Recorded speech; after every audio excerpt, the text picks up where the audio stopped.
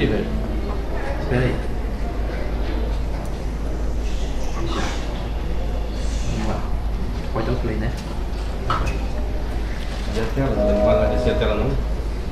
Quem diria que o trabalho do Carlos e Areia fosse trazer tanto conhecimento para as crianças da região? Quando o IDS, os nossos museus foram restaurados e a população participou de todas as etapas dessas obras.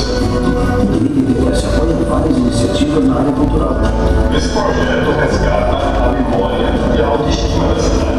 Quando o IDS investe em cultura, transforma a vida de muita gente. IDS, Banco Nacional do Desenvolvimento.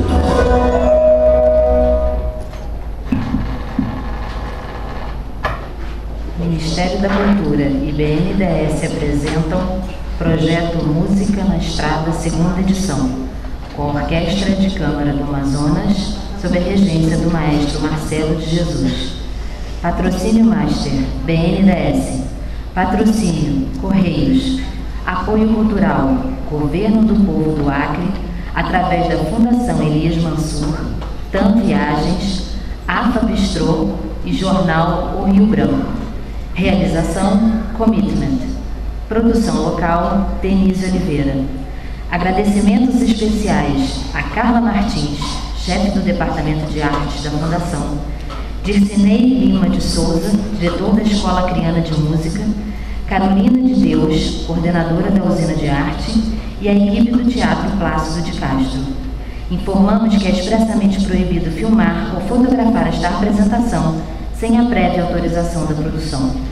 Pedimos que todos desliguem seus celulares e quaisquer outros aparelhos eletrônicos e desejamos a todos um ótimo espetáculo.